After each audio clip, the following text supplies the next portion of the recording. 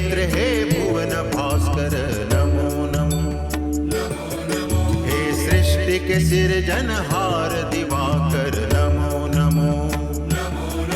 हे सूर्य प्रभाकर नमो नमो। आदित्य विभाकर नमो नमो। हे भानु तिमिरहर नमो नमो। हे रवि भुवनेश्वर नमो नमो।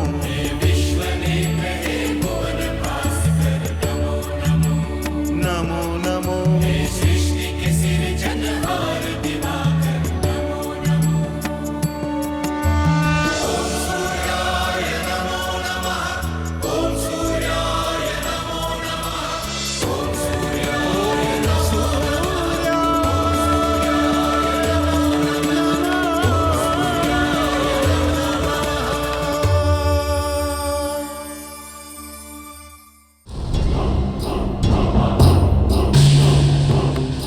प्रजापति दक्ष, आप भूल रहे हैं, मैंने कभी तिथि की उपेक्षा या उनका तिरस्कार नहीं किया। कोई भी अपराधी स्वयं का अपराध स्वीकार नहीं करता। हर कोई स्वयं को निर्दोष कहता है। उसी प्रकार आप भी स्वयं को निर्दोष बता रहे हैं। हम भली भांति जानते हैं कि आप हैं क्या। स्वामी, आप दामाद जी पर भांति भांति के आरोप लगा रहे हैं, किंतु आप ये जांच तो कर लीजिए कि आरोप सही भी है या नहीं। आप अपनी अन्य पुत्री से क्यों नहीं पूछते हैं कि उन्हें ऋषिवर के आश्रम में कोई कष्ट तो नहीं हुआ? बस महारानी वीरनी, आप बीच में मत बोलिए। जो बात आपको पता ना हो उसके बीच में बोलना नहीं चाहिए। ये आपके प्रिय दामाद जी, ये हमारी पुत्री दीति के साथ कितना पक्षपात करते हैं, कितना भेदभाव करते हैं, इसका अनुमान नहीं आपको। इन्होंने हमारी पुत्री दीति का जीवन नरक बना दिया है। बस कीजिए पिताजी।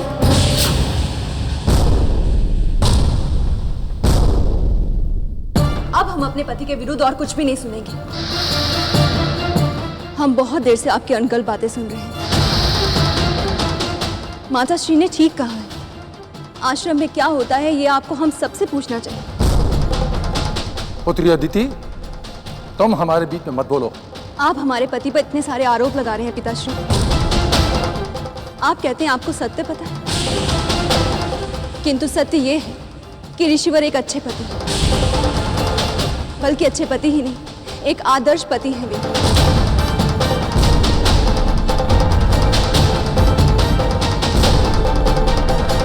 देख रहे हैं कैसे पति हैं ये। तुम्हें अपने पिता के सामने मुंह खोलना सिखाई दिया। और क्या क्या सिखाया इन्होंने तुम्हें? तुम इन्हें एक आदर्श पति कहती हो। पिता के सामने मुंह खोलना हमें इन्होंने नहीं सिखाया पिताश्री, बल्कि आपने हमें विवश किया है मुंह खोलने पर। आपने हमारे पति पर इतने झूठे आरोप लगाए कि हमारा हृदय छलनी हो गया। आप ना जाने क्या क्या ऋषिवर को कहते रहे, लेकिन उन्होंने आपके विरुद्ध एक शब्द भी नहीं कहा। हमेशा आपका मान रखा, आपके विरुद्ध कुछ भी नहीं कहा। अब हम इस घर में और नहीं रह सकते हैं पिताश्री। हम अपने घर जा रहे हैं। रुक जाइए देवी अदिति, क्रोध के वश होकर इतना बड़ा निर्णय मत लीजिए। नहीं ऋषिवर, यह निर्णय क्रोध में नहीं, सोच समझ कर लिया गया। जहां आपका सम्मान ना हो, वो जगह चाहे स्वर्ग ही क्यों ना हो, लेकिन हमारे लिए नर्क है। आप चलिए हमारे साथ, इससे पहले कि आपका कोई और अपमान करे। चलिए ऋषिवर, अब अपना और अपमान मत कराइए। चलिए हमारे साथ। दीदी अदिति, मैं जानती हूँ कि आप बहुत क्रोध में हैं, किंतु मैं आपसे प्रार्थना करती हूँ कि आप ये घर त्याग कर मत जाइए। बहन रोहिणी, तुम हमेशा से हमारी प्रिय रही हो। तुम्हारी बात टालने में हमें बहुत दुख हो रहा है, किंतु अब हम इस घर में नहीं रह सकते। पुत्री आदिति, हम तुमसे यह तो नहीं कहेंगे कि तुम कुछ अनुचित कर रही हो, किंतु हम तुमसे यह अवश्य कहेंगे कि यदि तुम इस समय यह घर छोड़कर चले गई तो तुम्हारी अन्य बहनों के मंगल कार्य में बाधा पड़ेगी। हाँ दीदी।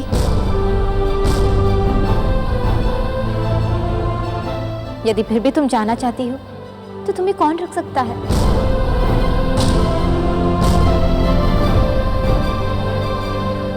ठीक है, हम मंगल कार्य के पूर्ण होने तक रुक जाते हैं।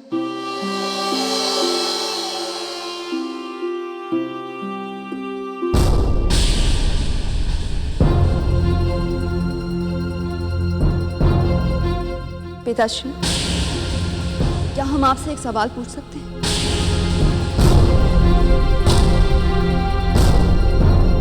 हम आपसे ये पूछना चाहते हैं कि जब हम 60 बहनों का जन्म हुआ तो आपने दीदी को छोड़कर हम 59 बहनों को विष क्यों नहीं दे दिया?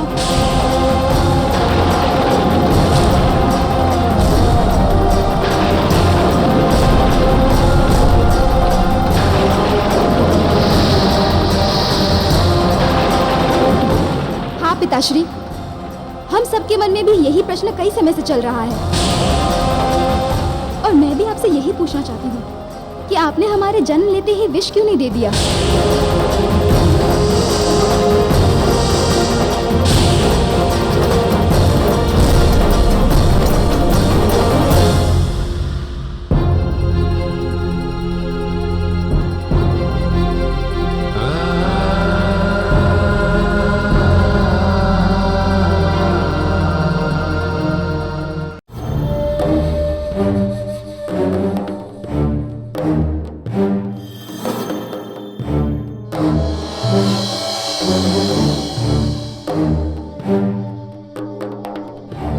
पिताश्री,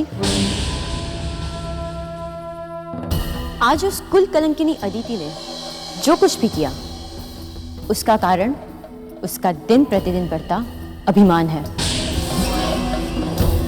आज आपने उसका ये रूप पहली बार देखा, किंतु ऋषि आश्रम में हर क्षण मुझे उसके इस रूप का सामना करना पड़ता है।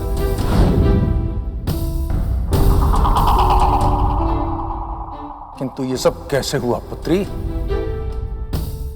अदिति का स्वभाव इतना कैसे बदल गया? उसके इस अभिमान का केवल एक ही कारण है और वो है उसका पुत्र इंद्र।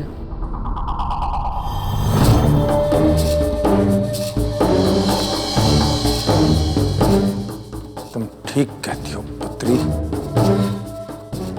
अवश्य यही बात है। यदि मेरा भी एक पुत्र होता तो अदिति को इतना अहंकार न होता। मैं अदिति पुत्र इंद्र को तब तक सफल नहीं होने दूंगा जब तक तुम माता नहीं बन जाती।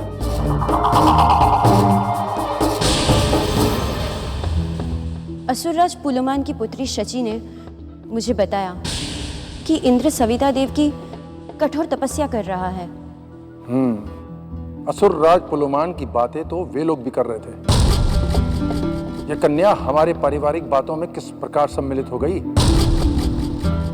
हमारे परिवार से उसका क्या लेना देना है?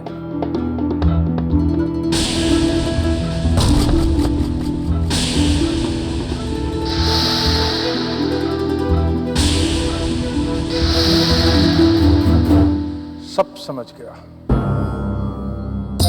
ये तो बहुत अच्छा है पुत्री। हमारा काम तो अब असुरराज पुलुमान ही कर देगा, कारण कि असुर अपनी परंपराओं का पालन बड़ी कट्टरता से करते हैं। वे इंद्र को अपनी पुत्री कभी नहीं देंगे। प्रत्यक्ष युद्ध में इंद्र उनसे कभी विजयी नहीं हो सकता।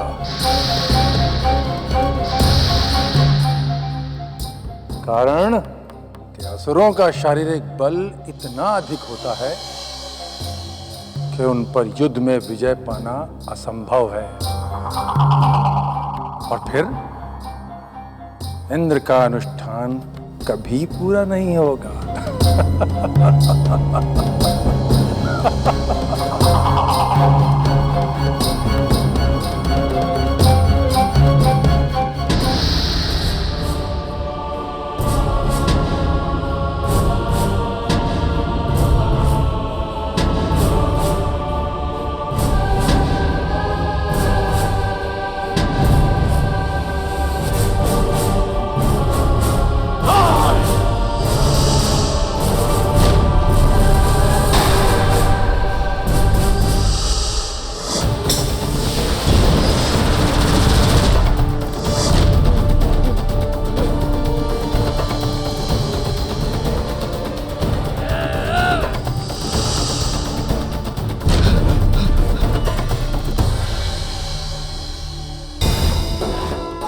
जाओ, जाकर पूरे राज्य में घोषणा कर दो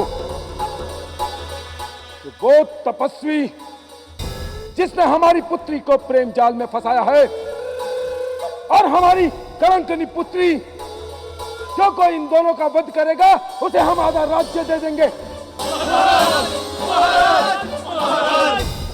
महाराज, वो अनजान तपस्वी जो वन में तपस्या कर रहा था, वो यहाँ आ गया।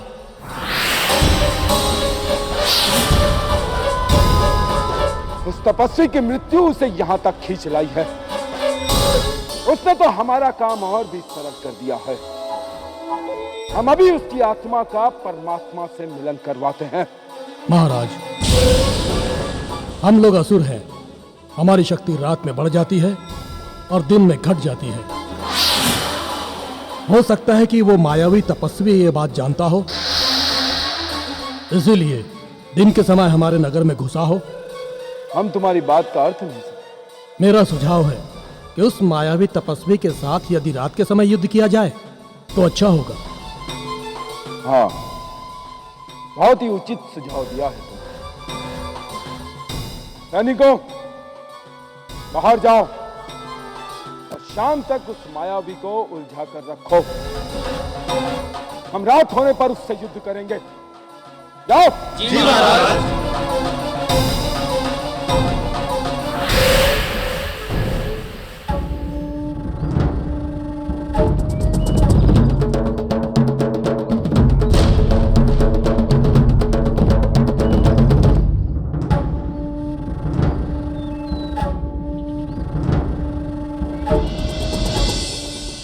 भगवान सूर्यदेव ने स्पष्ट कहा था कि हिमालय के दक्षिण की ओर असुर नगरी है। क्या करूं? थोड़ा और आगे बढ़ता हूं, शायद कोई असुर दिखाई दे।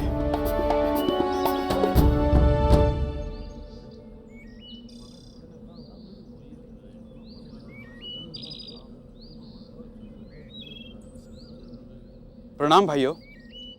प्रणाम भाइयों, यह असुर नगरी किस दिशा में है? उस ओर। उस ओर? किंतु वहां पर तो कोई नगरी दिखाई नहीं देती। वो असुर नगरी है ना, उसकी रचना ऐसे हुई है जो दूर से दिखाई नहीं देती। मैं असुरराज पुलोमान की नगरी के विषय में पूछ रहा हूं। हाँ हाँ, वही उस ओर है। अब आप लोग कह रहे हैं तो अवश्य ही वो नगरी वहां पर होगी। धन्यवाद।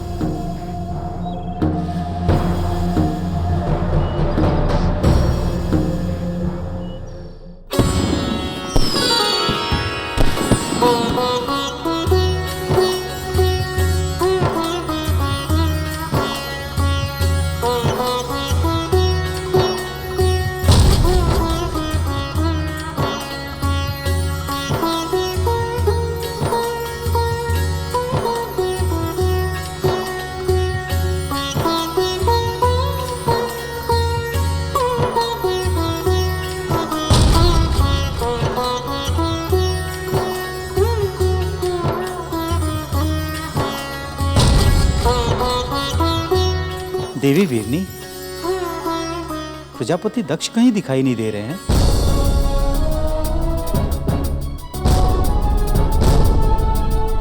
उनकी पुत्रियों का विवाह है, उन्हें तो द्वार पर उपस्थित रहना चाहिए।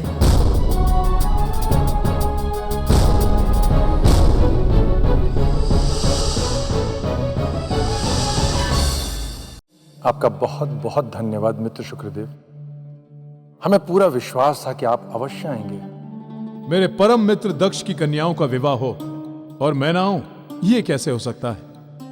आप मुझे ये बताइए कि मेरी प्रिय भतीजी दिति कैसी है? दिति के विषय में तो आप सब कुछ जानते ही हैं। वो वैसे भी आप ही से परामर्श लेती है। हमारा अनुमान है कि हमारे तथा कथित पिताश्री ब्रह्मदेव वैसा ही षड्यंत्र कर रहे हैं जैसा उन्होंने हमारे साथ किया था। हाँ मित्रवर, आप ठीक कह रहे हैं, किंतु एक बात मैं आपसे कहना चाहूंगा कि आपके तथाकथित पिताश्री ब्रह्मदेव आपके साथ और मेरे शत्रु सूर्यदेव मेरे साथ हैं। चाहे कितने भी षड्यंत्र कर ले, अंत में विजय केवल हमारी होगी मित्र। आप ऐसा किस आधार पर कह सकते हैं मित्र शुक्रदेव? मित्रवर, षड्यंत्रकारी वेदों के सीख पर ब्रह्मदेव ने आपको श्रेष्ठ स्थान नहीं दिया, किंतु फिर भी आप श्रेष्ठ और सर्वश्रेष्ठ हैं। आपकी समानता कौन कर सकता है मित्र दक्ष? हाँ मित्र शुक्रदेव, ये आप बिल्कुल ठीक कहते हैं। इसी प्रकार पुत्री दिति का पुत्र अन्याय के अंधेरे को भेद डालेगा।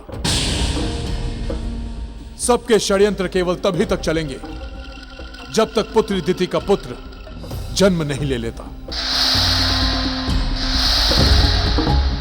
और जिस दिन पुत्री दिति के पुत्र ने इस संसार में आंखें खोली, उस दिन सभी षड्यंत्रकारियों का अंत हो जाएगा।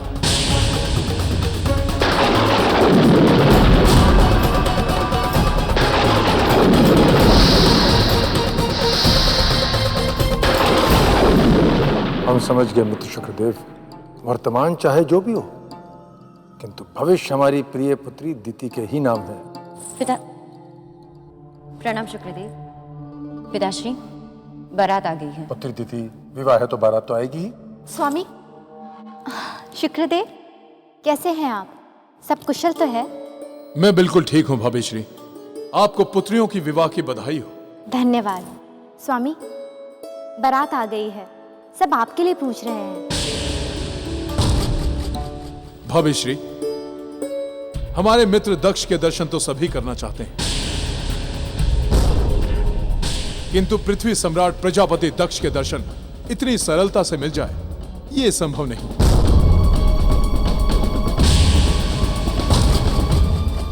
आप उन्हें जाकर केवल कह दीजिए कि विवाह के बेला के समय उन्हें पृथ्वी सम्राट प्रजापति दक्ष के दर्शन के पुण्य लाभ अवश्य मिल जाएंगे।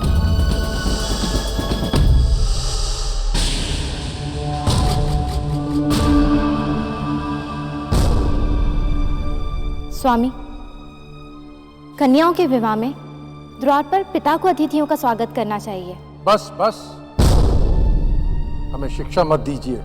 जाइए, जाकर अपना काम कीजिए। जब हमारी इच्छा होगी तब हम आ जाएंगे। जाइए।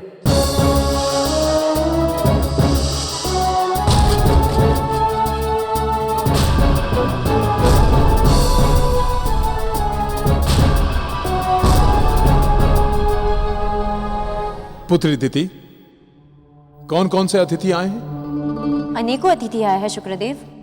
मैं आपको किस किस का नाम बताऊं? सूर्यदेव आए हैं? नहीं, अभी तक तो नहीं आए। अच्छा है कि नहीं आए। ना ही आए तो और भी अच्छा है। जहां भी जाते हैं मुझे नीचा दिखाने का प्रयास करते हैं।